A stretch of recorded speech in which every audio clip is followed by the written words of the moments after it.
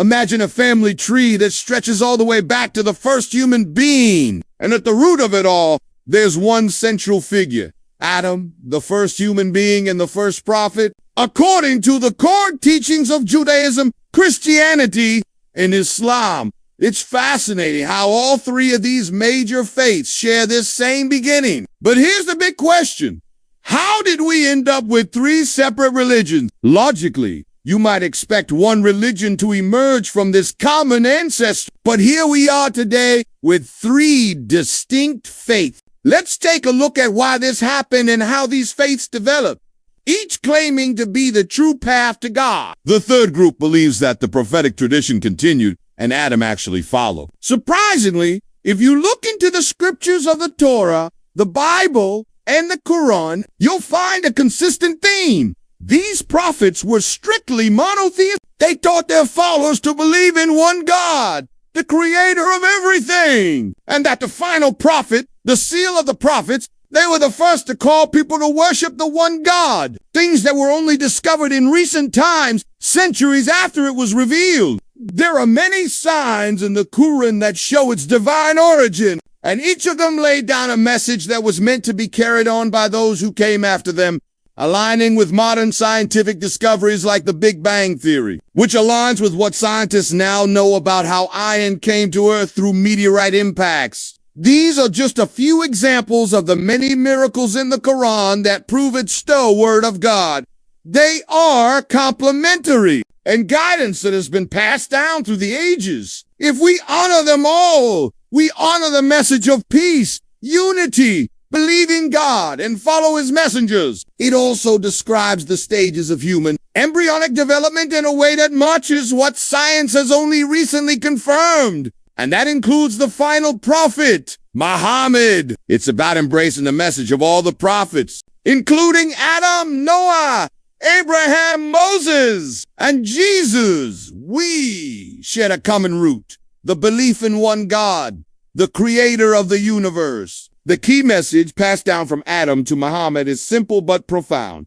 To truly follow the Abrahamic faith means embracing all the prophets. In chapter 61, the Quran says, "Remember when Jesus, the son of Mary, said, 'O children of Israel, I am the messenger of Allah sent to you.' So, in Islam, Jesus is not considered the Son of God, but rather a revered prophet who preached the same core message of monotheism. The Quran reminds us, say, we believe in Allah and the revelation given to us, to Abraham, Isaac, Jacob, the tribes, and to Moses, Jesus, and all the prophets from their Lord. Was Muhammad? To answer that, you only need to look at their lives and the messages they share. Both of them spoke about the oneness of God, the importance of justice, compassion, and serving humanity. Their messages were identical to the ones brought by earlier prophets. All the prophets, from Adam to Muhammad, are seen as part of a divine plan. They were chosen by God to guide humanity to the truth, unravel the story behind their. But what's really interesting is how the Quran emphasizes the importance of believing in all of them, not just one or two. For Muslims, Muhammad's message completes the line of prophecy, embracing all the earlier prophets from Adam to Jesus as true messengers of God, and what that means for us today. Today, we'll dive deep into the origins of these Abrahamic faiths, his descendants through Isaac, Ishmael, and explore why each of them believes they have the final truth, and their lineages are seen as the foundation for Judaism, Christianity, and Islam. This is why we call them the Abrahamic faiths. More importantly, we'll explore what these religions have in common. They believe that prophecy reached its peak with Jesus Christ. For Christians, Jesus isn't just a prophet, but the divine Son of God. They accept the prophets from the Jewish tradition. Behold, that Jesus is the final and ultimate revelation. The Old Testament and the New Testament together make up their sacred scripture. All three of these religions trace their roots back to a shared figure, and for them, no new prophet can come after him until the awaited Messiah arrives. They continue to uphold the teachings of Moses and other prophets like Abraham, Noah, and David. So, what does this shared family tree mean for us? The first group, the Jews, believed that the line of prophecy ended with the prophet Malachi.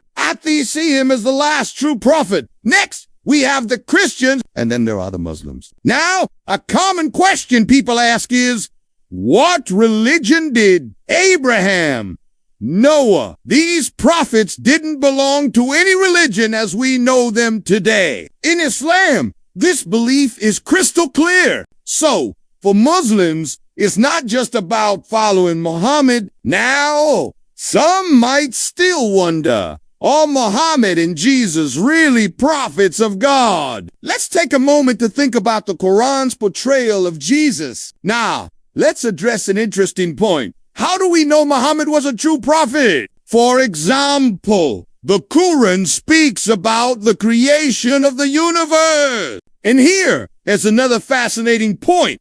The Quran mentions that iron was sent down to earth. At the end of the day, whether we are Jewish, Christian, or Muslim, remember, the teachings of all these great prophets are not contradictory. Don't forget to like, share, and subscribe for more content that helps us understand our shared history. Thanks for watching.